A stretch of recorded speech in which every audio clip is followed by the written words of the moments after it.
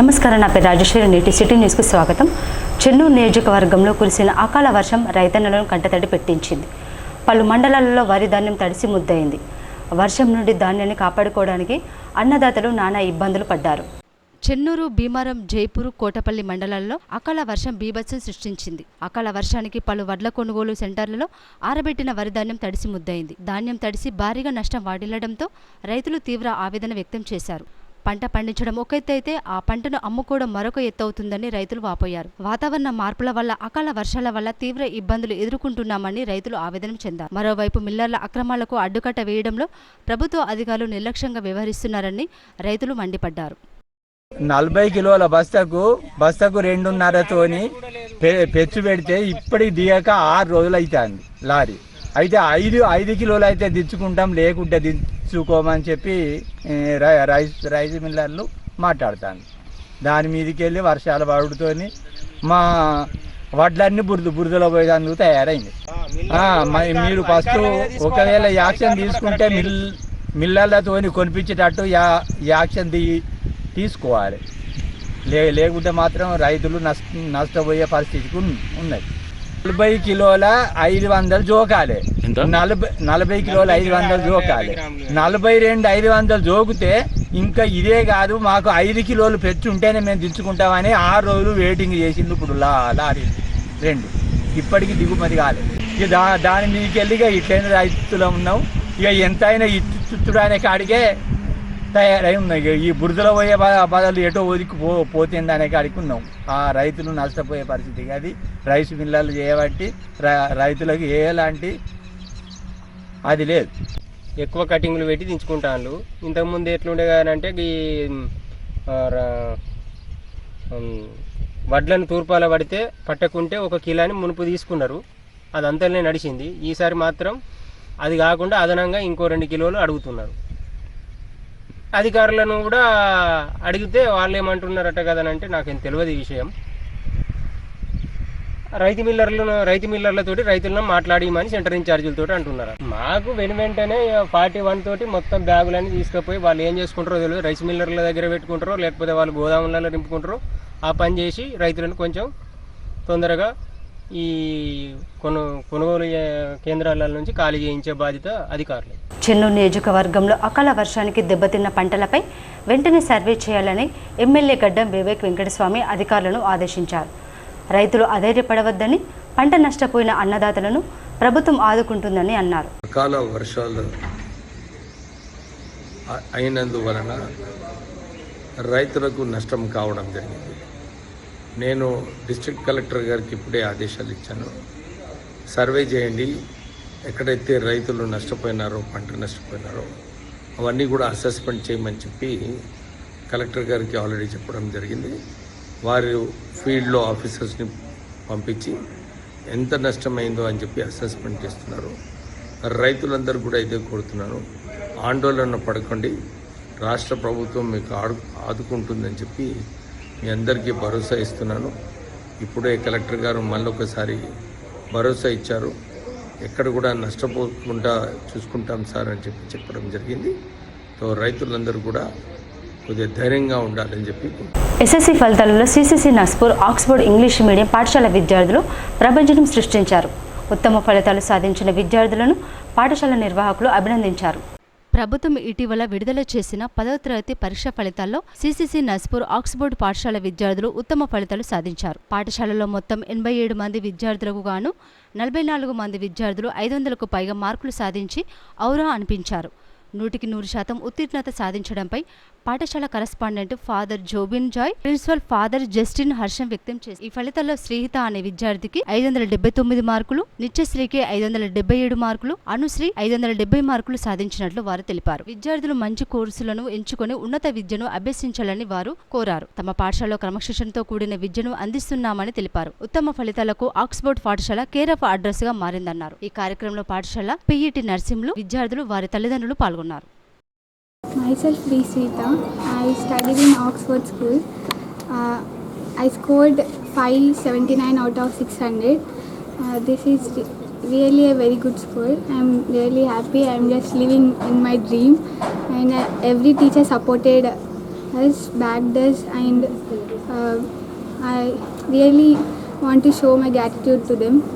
Thank you. Myself, Viniteshri from 10th standard. I have studied in Oxford English Medium High School. The overall essence of this school is that we are daily we are allowed to do a new thing that I really wants to show my gratitude to my teacher who have supported me in all the aspects. Good morning everyone. I am P. Anushree of 10th standard. I scored 570 out of 600. I will show my every gratitude to this school. Actually, each and every teacher with their magnanimous heart helped me. Thank you. Myself T. Sarik from Oxford School. I have scored 556 out of 600. I would like to express my gratitude towards the teachers who have supported me in all the aspects, and I would like to express my gratitude towards the school management and fathers. స్కూల్లో అన్న పిల్లలు 87 మంది పిల్లలు exam రాసి అందరూ కూడా pass అవ్వడం, మళ్ళీ దానిలో కూడా 589 మార్కుతో పాస్ అవ్వడం, ఒక పాప పాస్ అవ్వడం, ఇంకా ఇద్దరు కూడా దగ్గర వెనక్కు మార్కు వచ్చి రావడం, మళ్ళీ ఎగ్జామ్ రాసిన వారిలో 44 మందిలో 87 మందిలో 44 మందిలో 500 మంది అంటే ఎక్కువ మార్కు తీసుకుని రావడం అన్నీ మనకు చాలా సంతోషకరమైనది, చాలా ప్రౌఢకరమైనది. ఈరోజు మనం అందరూ కలిసి మీతో కలిసి ఆనందిస్తున్నాము. మరి ఈ యొక్క మార్కు రావడం అంటే మన యొక్క పేరెంట్స్, వారి యొక్క పిల్లల యొక్క పేరెంట్స్ మరియు మన టీచర్స్ వారి యొక్క ప్రయత్న, దానికి మనకు ఇచ్చిన రిజల్ట్ మంచిగా రావడం అది చాలా మంచికరమైన.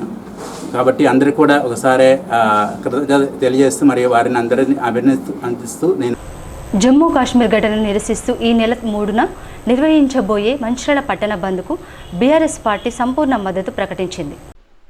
మంచిర్యాల పట్టణ బంద్కు పిలుపునిచ్చిన హిందూ ఐక్య సంఘాల కార్మిక సంఘాలతో కలిసి టీఆర్ఎస్ పార్టీ కూడా బంద్లో పాల్గొనడం జరుగుతుందని, అంతేకాకుండా రేపటి బంద్కు పార్టీ తరపున పూర్తి మద్దతు తెలుపుతున్నామని టీఆర్ఎస్ పార్టీ పట్టణ అధ్యక్షుడు గాదె సత్యం అన్నారు. మంచిర్యాల పట్టణంలో మాజీ ఎమ్మెల్యే నడిపిల్లి దివాకర్రావు నివాసంలో ఏర్పాటు చేసిన విలేకరుల సమావేశంలో పట్టణ అధ్యక్షుడు గాదె సత్యం మాట్లాడుతూ, కాశ్మీర్లో పర్యాటకులను ఉగ్రవాదులు మతం పేరుతో కాల్చి చంపడం హేయమైన చర్య అని, భారతదేశాన్ని అస్థిరపరచడానికి పాకిస్తాన్ చేస్తున్న ఉన్మాదాన్ని, ఉగ్రవాదాన్ని రూపుమాపి పాకిస్తాన్ దేశానికి తగిన బుద్ధి చెప్పడానికి కేంద్ర ప్రభుత్వం ఎలాంటి చర్యలు తీసుకున్నా తమ పార్టీ పూర్తి మద్దతు ఉంటుందని తెలిపారు.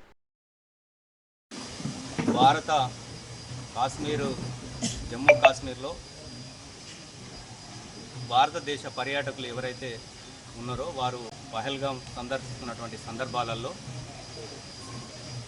పాకిస్తాన్ పెంచి పోషిస్తున్నటువంటి ఉగ్రవాదులు అతి దారుణంగా నువ్వు హిందువా, ముస్లిమా, లేకపోతే ఇంకో మతస్థు అని చెప్పి అడిగి మరీ కాల్చడం అనేది దుర్మార్గమైన చర్యగా భావిస్తూ, దానికి నిరసనగా రేపు మే 3 తారీఖు పొద్దున్న నుంచి మంచిర్యాల బంద్ ఏదైతే ప్రకటించారో, హిందువుల ఐక్య వేదిక సమావేశం అనుకోండి, అలాగే ఛాంబర్ ఆఫ్ కామర్స్ కావచ్చు, కార్మిక సంఘాలు, భవన నిర్మాణ సంఘం కావచ్చు, అమాలి సంఘం కావచ్చు, అన్ని కుల సంఘాలు, అన్ని పార్టీలు, అలాగే ప్రింట్ మీడియా, ఎలక్ట్రానిక్ మీడియా మరియు వాకర్ అసోసియేషన్స్ ఎవరైతే తెల్లవారు లేస్తేనే వేలాది మంది నడక సాధిస్తున్నారో వాళ్ళందరూ, అలాగే అన్ని జిమ్లు, హనుమాన్ భక్తులు, అయ్యప్ప భక్తులు, ఆటో యూనియన్ సంఘాలు ఏదైతే పిలుపునిచ్చినాయో ఈ పిలుపునకి స్పందిస్తూ గౌరవ మాజీ శాసనసభ్యులు నడిపెల్లి దివాకర్ రావు గారు, అలాగే గౌరవ రాష్ట్ర నాయకులు, యువ నాయకుడు విజితన్న గారి ఆదేశానుసారం ఇలా మంచిర్యాల శ్రీరాంపూర్ ఏదైతే ఈ బెల్ట్ ఉన్నదో కార్పొరేషన్ పరిధిలోని నాయకులందరం కలిసి కూర్చొని రేపు పూర్తి స్థాయిలో వారి బంద్కు మద్దతు ఇచ్చే విధంగా తెలియజేయడానికే ఈ ప్రెస్ మీట్ ఏర్పాటు చేయడం జరిగింది. పాకిస్తాన్ దేశం కుట్ర పన్నుతున్నదో దాన్ని ధీటుగా ఎదుర్కొనేటట్టు ఈ రాజకీయాలకు అతీతంగా ఏదైతే సెంట్రల్ గవర్నమెంట్ ఉన్నాయో వాళ్ళకు పూర్తి స్థాయిలో మద్దతు ఉండే విధంగా ఇక్కడ ఉన్నటువంటి మంచిర్యాల ఉన్నటువంటి ప్రజానీకం అందరూ కూడా మద్దతు తెలుస్తున్నటువంటి సందర్భాలలో ఏమైనా ఒకటే ఎజెండా. 10వ తరగతి పరీక్ష ఫలితాల్లో సిసిసి నస్పూర్ విద్యానగర్కు చెందిన శ్రీకృష్ణవేణి పాఠశాల విద్యార్థులు సత్తా చాటారు. పాఠశాలలో 100% ఫలితాలు సాధించడంపై సంబరాలు జరుపుకున్నారు. 10th పబ్లిక్ పరీక్షలో శ్రీకృష్ణవేణి పాఠశాల 100% ఉత్తీర్ణత సాధించడంపై ఉపాధ్యాయులు, యాజమాన్యం, తల్లిదండ్రులు హర్షం వ్యక్తం చేశారు. ఈ సందర్భంగా పాఠశాల ఆవరణంలో సంబరాలు 10లో పాస్ అయిన విద్యార్థులను పాఠశాల ప్రధానోపాధ్యాయుడు బత్తిని దేవన్న అభినందించారు. ఈ సందర్భంగా ఆయన మాట్లాడుతూ ర్యాంకులు, గ్రేడ్లు ప్రాముఖ్యత కాకుండా యావరేజ్ విద్యార్థులను తీసుకుని అందరూ ఉత్తీర్ణత సాధించడానికి కృషి చేసినట్లు తెలిపారు. 10th తర్వాత విద్యార్థులు మంచి కోర్సులను ఎంచుకొని ఉన్నత శిఖరాలను అధిరోహించాలని కోరారు. ఈ కార్యక్రమంలో పాఠశాల ఉపాధ్యాయులు, విద్యార్థులు, వారి తల్లిదండ్రులు పాల్గొన్నారు. నా పేరు ప్రజ్ఞ. మా ఫాదర్ పేరు వెంకటస్వామి. మా ఫాదర్ ఆటో డ్రైవర్. మా మదర్ పేరు శైలజ. మా మదర్ స్కూల్ టీచర్. నేను 10th క్లాస్లో ఫస్ట్ క్లాస్ పాస్ అయ్యాను. అది మా టీచర్స్, మా హెడ్ మాస్టర్ వాళ్ళ సపోర్ట్ ద్వారా నేను పాస్ అయ్యాను. I am proud of this school. Thank you for my teachers and my headmaster. నా పేరు వరుణ్. మా తల్లిదండ్రులు సౌజన్య, ప్రభాకర్. ఈరోజు నాకు 491 వచ్చినాయి. దాని ముఖ్య కారకులు మా గురువులు, మా తల్లిదండ్రులు. వాళ్ళకి ఎప్పటికీ రుణపడి ఉంటాను. ఈ స్కూల్ నాకు ఎన్నో మార్కులు ఇచ్చింది. నా పేరు నరేందర్. నాకు 600కి 499 వచ్చినాయి. దీనికి కారణం మా టీచర్స్, మా ప్రిన్సిపల్ సార్ ఇచ్చిన సపోర్ట్, వాళ్ళు స్టడీలో చూపించిన ఇంపార్టెన్స్. అందుకనే నాకు ఈరోజు మంచి మార్క్స్ వచ్చాయి. I am Dikshita. My father name is Kistaya. Coming from a middle class family, I didn't have enough place to study, but this school became a second home for me. Because of all my teachers and friends, we have all passed in 10th SSC board. Sri Krishnaveni high school Vidyanagar CCC Narsapur ప్రాంతంలోని మాకు గత 30 సంవత్సరాలుగా నడుస్తున్నది. ప్రతి సంవత్సరం 100% result సాధించడమే మా ముఖ్య ఉద్దేశం. సక్సెస్ అనేది ఒక మార్కులతోటే కాదు, పిల్లలు యావరేజ్గా అందరూ సక్సెస్గా 100% రిజల్ట్ రావడమే మా ధ్యేయం. మరి మా దగ్గర ఉన్నటువంటి నార్మల్ విద్యార్థులైనా కూడా వాళ్ళు శ్రమకు తగ్గట్టు మనకు నాలెడ్జ్ ఇంప్రూవ్ చేయడం అనేది జరుగుతున్నది. దీనికి ముఖ్యంగా టీచర్స్ మరియు పేరెంట్స్ కోఆపరేట్ చేయడం వల్లనే మా పిల్లలు సక్సెస్ఫుల్ అని చెప్పుకోవాలి. ప్రతి స్టూడెంట్ కూడా కార్పొరేట్ స్కూల్లో ఒక ఎంట్రన్స్ టెస్ట్లు పెట్టి తీసుకోవడం జరుగుతుంది. కాకుంటే మా స్కూల్లో ఎవరు వచ్చినా కూడా వాళ్ళ ఏజ్ని బట్టి మనకు క్లాస్ ఎంటర్ చేయడం జరుగుతుంటుంది. అయినా కూడా నార్మల్ స్టూడెంట్స్ అయినా కూడా లాస్ట్ వరకు వాళ్ళకు అనేక టెస్ట్లు, ఎగ్జామ్స్ పెట్టి ప్రిపరేషన్ చేయించి చివరి యాన్యువల్ ఎగ్జామ్లో మంచి మార్కులు సాధించడానికి ప్రతి సంవత్సరం కృషి చేస్తున్నాం. ఈ సంవత్సరం కూడా మాకు 100% రిజల్ట్ సాధించినందుకు విద్యార్థులకు, ఉపాధ్యాయులకు అందరూ కూడా సక్సెస్ఫుల్గా సాధించినందుకు మేము అందరికీ కృతజ్ఞతలు తెలియజేస్తాం. It's a pride moment for all of us. Congratulations students, and really thankful and appreciate the teachers for the wonderful support of teachings to take this further and bring quality educations to these people in this area, in the Singareni area. So we'll be doing a lot of activities along with new ways of teaching methodologies, and I wish all these people, all these students a wonderful career, and thank you so much for all of your hard work, and it really paid off well. Thank you. Chennur మున్సిపాలిటీలో commissioner Muralidhar అంబేద్కర్ను అవమానించారు. Municipal అధికారులు అంబేద్కర్ విగ్రహానికి కట్టిన నీలి జెండాలు, తోరణాలను తొలగించి dump యార్డుకు తరలించారు. ఈ ఘటనపై దళిత సంఘాలు, అంబేద్కర్ వాదులు కమిషనర్పై ఆగ్రహం వ్యక్తం చేశారు. అంబేద్కర్ నీలి జెండాలు, మున్సిపల్ సిబ్బంది అంబేద్కర్కు వేసిన తోరణాలు, జెండాలు తొలగించి కళేబరాలు తరలించే చెత్త వాహనంలో డంపింగ్ యార్డుకు తరలించారు. ఈ ఘటన పట్ల అంబేద్కర్ సంఘాలు, దళిత సంఘాల నాయకులు తీవ్ర ఆగ్రహం వ్యక్తం చేశారు. కమిటీ సభ్యులకు సమాచారం ఇవ్వకుండా జెండాలు, తోరణాలు తొలగించడం పట్ల ఆగ్రహం వ్యక్తం చేశారు. మున్సిపల్ కమిషనర్ తక్షణమే క్షమాపణ చెప్పాలని, అతనిపై చర్యలు తీసుకోవాలని నాయకులు డిమాండ్ చేశారు. లేకుంటే దళిత సంఘాల ఆధ్వర్యంలో రాష్ట్ర వ్యాప్తంగా ఆందోళన నిర్వహిస్తామని దళిత సంఘాల నాయకులు హెచ్చరించారు. మేము గొప్పగా ఎస్సీలలో 59 కులాలు అన్ని కలిసి, ఎస్సీ, బీసీ, మైనార్టీలు అందరం కలిసి గొప్పగా పండుగ చేయడం జరిగింది. అదే విధంగా అంబేద్కర్ గారి జెండాలను మేము తోరణాల ప్రకారం కట్టుకొని ఎంతో ఉత్సాహంగా అందరం కలిసి చేస్తూ ఉంటే, మున్సిపల్ కమిషనర్ అనే వ్యక్తి మా కమిటీ మెంబర్లకు ఎవరికి తెలియకుండా, అధ్యక్షులకు తెలియకుండా మా యొక్క జెండాలను మొత్తం తీసుకుపోయి అక్కడ ఎక్కడంటే మున్సిపల్ ఆఫీస్ లో అక్కడ పడేసి ఎక్కడంటే మన డంపింగ్ హాల్ లో పడేసడం జరిగింది. రైట్స్ ఇచ్చిర్రు. జియో గిట్ల ఏమైనా కొత్త గిట్ల పాస్ అయిందా? అంబేద్కర్ జెండర్ తీసేసి అక్కడ డంపింగ్ హాల్ లో పడేసి చెత్త కుప్పలో పడేసి విపరీతంగా మన అంబేద్కర్ అవమానపరిచింది. కాబట్టి తక్షణమే అంబేద్కర్ ను దగ్గరికి వచ్చి ముక్కు భూమి రాసి తప్పని చెప్పకపోతే కమిషనర్ ఆఫీస్ కూడా తక్షణమే అన్ని కుల సంఘాలు 2 రోజులలో ఖచ్చితంగా చెప్పకపోతే మాత్రం అక్కడ వచ్చి కుల సంఘాలు అందరం కలిసి మున్సిపల్ గారికి ముట్టడి చేస్తామని చెప్పి ఈ సభముఖం తెలుసుకుంటాం. మరి అతని పండుగ చేసుకున్న తర్వాత ఆ యొక్క జెండాను ఎవరైతే కడతారో ఆ ప్రెసిడెంట్ ప్రధాన కార్యదర్శి ఆ యొక్క సభ్యులందరికీ తెలిపి మరి మేము తీసుకున్నాం మీరు తీసుకుంటారా అని ఈ విచారణ చేసి మరి వారి యొక్క జెండాను ఆ యొక్క అంబేద్కర్ కమిటీ యొక్క జెండాను వారి కమిటీ సభ్యులకు అప్పచెప్పాలి. తప్పితే ఏదైతే చెత్తను తీసుకుపోయే మురికిని తీసుకుపోయే ఆ యొక్క ట్రాక్టర్లలో ఈ యొక్క జెండాను వేసుకుపోవడం నిజంగా ఈ యొక్క ఎస్సీ ఎస్టీ బీసీలందరినీ అవమానపరిచిన కమిషన్ ను వెంటనే బర్తరఫ్ చేయాలని మేము డిమాండ్ చేస్తా ఉన్నాం. కరీంనగర్ రెనీ సూపర్ స్పెషాలిటీ ఆసుపత్రి సహకారంతో నస్పూర్ ప్రెస్ క్లబ్ ఆధ్వర్యంలో ఈ నెల 4న నిర్వహించే మెగా మెడికల్ క్యాంపును శ్రీరాంపూర్ ప్రాంత ప్రజలు సద్వినియోగం చేసుకోవాలని ఏరియా జనరల్ మేనేజర్ శ్రీనివాస్ కోరారు. మెగా వైద్య శిబిరానికి సంబంధించిన వాల్ పోస్టర్లను జీఎం కార్యాలయంలో ఆయన విడుదల చేశారు. ఈ సందర్భంగా జీఎం మాట్లాడుతూ మెగా వైద్య శిబిరంలో ముఖ్యమైన వైద్య పరీక్షలు చేసి ఉచితంగా మందులు ఇవ్వడం జరుగుతుందన్నారు. వైద్య శిబిరం ఏర్పాటు చేస్తున్న ప్రెస్ క్లబ్ సభ్యులను ఆయన అభినందించారు. భవిష్యత్తులో ఇలాంటి కార్యక్రమాలు మరెన్నో చేపట్టాలని ఆయన సూచించారు. వైద్య శిబిరాన్ని ఈ ప్రాంత ప్రజలు సద్వినియోగం చేసుకోవాలని కోరారు. ఈ కార్యక్రమంలో DGM personnel Aravinda Rao, IEDSE Kiran, DYPM Kantha Rao తదితరులు పాల్గొన్నారు. రెనీ హాస్పిటల్ కరీంనగర్ వారి సౌజన్యంచే ప్రెస్ క్లబ్ నస్పూర్లో 4వ తారీఖు మే 4 నాడు మెగా హెల్త్ క్యాంప్ అనేది నిర్వహించబడుతూ ఉంది. దీంట్లో సుమారు 12 రకాల జబ్బులకి రెనీ హాస్పిటల్ డాక్టర్లచే ఉచిత వైద్య పరీక్షలు నిర్వహించి వారికి సరిపోయిన తగిన మెడిసిన్స్ ఇవ్వడం జరుగుతుంది. ఇది ఇట్లాంటి కార్యక్రమం చేపడుతున్న ప్రెస్ క్లబ్ నస్పూర్ వారికి నేను అభినందన తెలియజేస్తూ ఉన్నాను.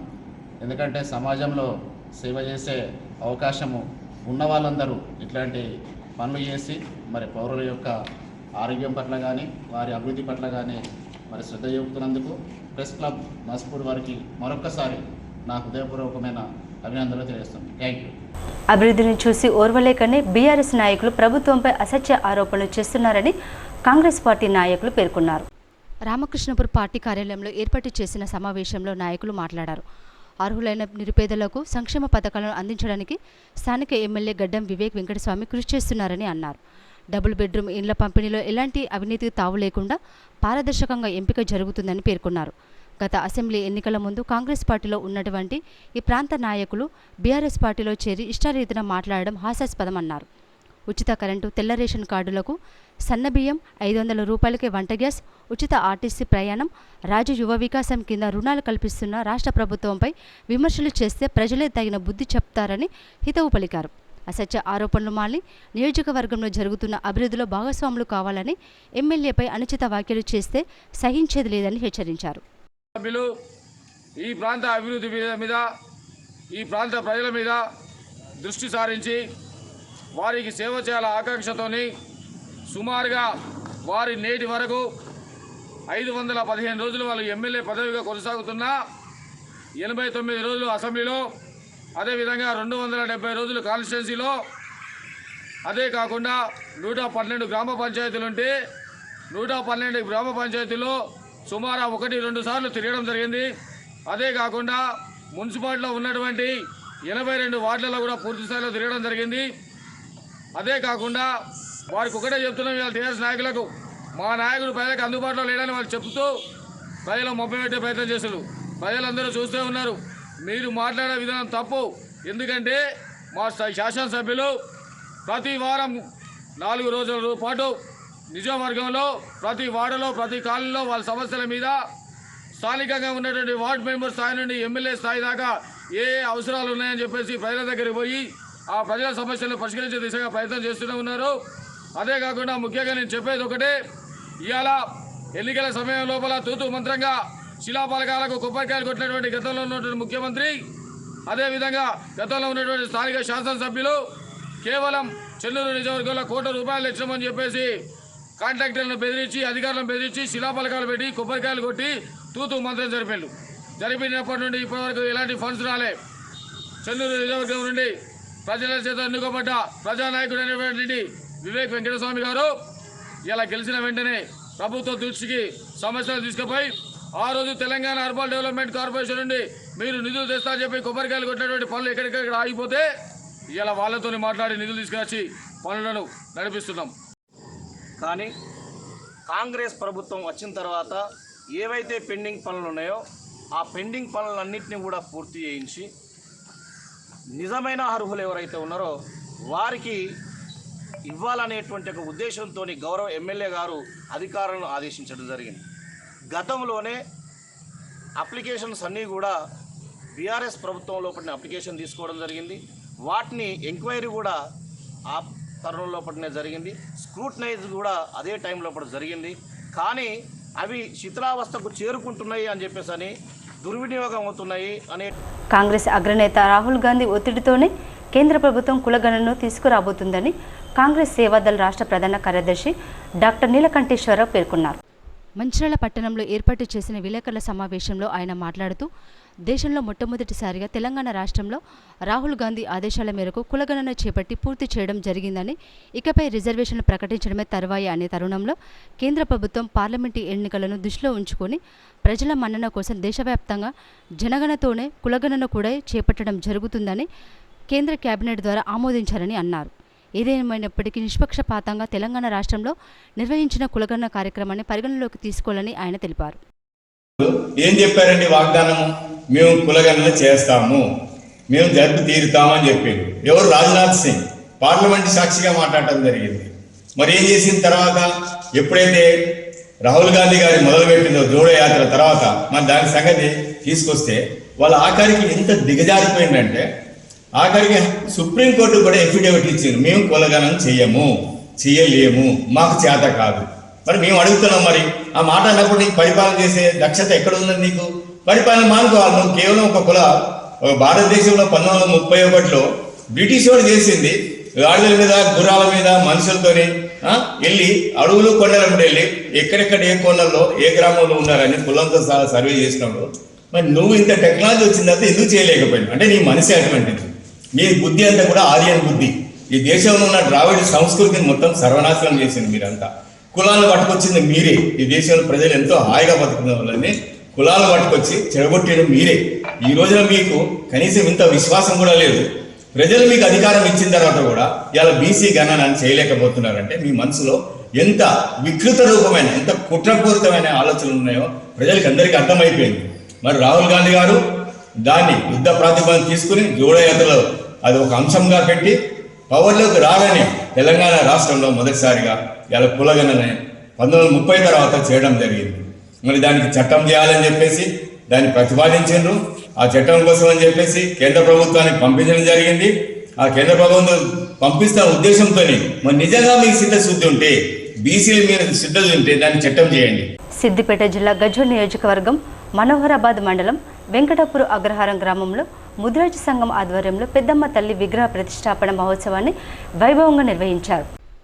గజ్వేల్ నియోజకవర్గం మనోహరాబాద్ మండలం వెంకటాపురం అగ్రహార గ్రామంలో ముద్రాజ్ సంఘం ఆధ్వర్యంలో పెద్దమ్మ తల్లి విగ్రహ ప్రతిష్ఠ మహోత్సవంలో భాగంగా గురువారం పోచమ్మ తల్లికి, పెద్దమ్మ తల్లికి బోనాలు సమర్పించి ఆలయాల్లో ప్రత్యేక పూజలు నిర్వహించారు. గ్రామ దేవతలు పూజలు నిర్వహించి భక్తులకు తీర్థప్రసాదాలు, అన్నదాన వితరణ కార్యక్రమాలు నిర్వహించారు.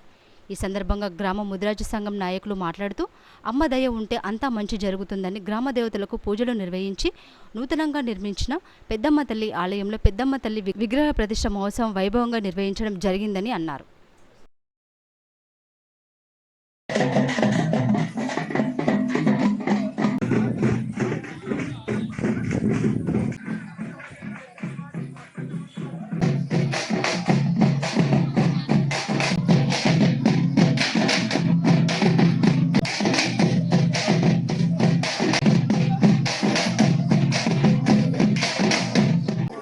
ప్రతిష్ట 3 రోజులు చండీ యాగంతో కంప్లీట్ 3 రోజులు ప్రతిష్ట జరిగింది. ఈరోజు విలేజ్ గ్రామ దేవత అయిన పోషమ్మ తల్లికి బోనాలు తీసుకోవడం జరిగింది. దీనికి గ్రామంలో ఉన్న గ్రామ ప్రజలు మొత్తం అందరూ సహకరించినారు, అందరూ వచ్చారు. మరియు విలేజ్లో ఉన్న చుట్టబంధువులు అందరూ వచ్చారు. మరియు దీనివల్ల తల్లి వల్ల మా ఊరికి ఇంకా పాడి పంటలు కానీ అన్ని సహకరివ్వాలని ఆ తల్లిని వేడుకోవడం జరిగింది. మరియు పెద్దమ్మ తల్లి గిట మా ఊరిని కాపాడాలి అని అందరు సహకరించాలని కోరుతున్నాను. హోమం ఫస్ట్ 2 రోజులు గణపతి హోమం ఒక రోజు, మరియు మళ్ళొక రోజు దుర్గమ్మ హోమం, మళ్ళీ చండీయాగం, నిన్న ప్రతిష్ట, ఈరోజు గ్రామ దేవత బోనాలు, రేపు పెద్దమ్మ బోనాలు ఉన్నాయి. 3 రోజులు అన్నదానం. దీనికి గ్రామస్తులందరూ సహకరించారు మరియు వచ్చిన రిలేషన్ కూడా సహకరించారు. పెద్దమ్మ తల్లి మరియు గ్రామ దేవతలు ఉన్న దేవతలు అందరూ మా విలేజ్కి పాడి పంటలు అన్నీ సహకరించాలని మా యొక్క మనం నిర్మించడానికి ప్రతిష్ట గురించి ఈరోజు నిన్న ప్రతిష్ట అయింది. ఈరోజు పోషమ్మకు విగ్రహాలు బోనాలు తీయటం జరిగింది. దీనికి వెంకటాపూర్ అగ్రహారం గ్రామ ప్రజలు అండ్ ముద్రాజు పెద్దలు అందరూ ఆనందోత్సవాల్లో పాల్గొన్నందుకు నాకు చాలా సంతోషంగా ఉంది. రెండో విషయం ఏంటంటే మాకు సహకరించిన మా ఊరు పెద్దలకు పెద్ద మనుషులకు అందరూ కూడా మాకు చాలా ఆనందోత్సవాలు ఉన్నాము. నాతోటున్న నా తమ్ముళ్ళు, కొడుకులు, బిడ్డలు, పాపలు అందరూ కూడా ఆనందోత్సవాలు ఈ సర్టిఫికేట్ చేసుకోవడానికి ఇంకో రుణపడి కూడా మేము గ్రామ ప్రజలతో మాకు ఆనందోత్సవం ఉండడానికి ఇంకా కూడా గ్రామాలకు కూడా మేము రుణపడి ఉన్నాము. ఇంకొకటి పెద్దమ్మ గుడి నిర్ణయించడం జరిగింది. రెండో విషయం కూడా గ్రామ దేవత అయిన పోషవ తల్లి కూడా మేము కూడా అందరమే ఏకమై గ్రామ ప్రజలమై ఏకమై మేము కూడా పోషమ్మ గుడిని కూడా నిర్ణయించుకోవాలని చెప్పి మేము అందులో కోరుకుంటున్నాము. దాన్ని కూడా మా గ్రామ ప్రజలు కూడా అందరూ కూడా సంతోషంగా ముంగడికి వచ్చి నిర్మిద్దామని చెప్పామని చెప్పి అందరూ కుల పెద్దలు అన్ని కులాలు కలిసి ఏకమై గుడి నిర్ణయించుకుంటామని కూడా దీన్ని కూడా నా ఆశాభావంతో వ్యక్తం చేస్తున్నాను. మా గ్రామ దేవత అయిన పోషమ్మ తల్లి దీవెనతోటి మాకు ఇప్పటికీ చల్లగానే ఉండేది, సంతోషంగా ఉండేది. ఆ సంతోషంతో మేము గుడి కూడా నిర్ణయించుకోవాలని చెప్పి మా గ్రామ ప్రజలు కూడా మేము అనుకుంటున్నాము. దాన్ని కూడా అందరూ కలిసి కట్టుకట్టుగా చేసి సిటీ న్యూస్ ఇద్దరితో సమాప్తం. తిరిగి ప్రసారమై సిటీ న్యూస్లో మళ్ళీ కలుసుకుందాం. అంతవరకు సెలవు. నమస్కారం.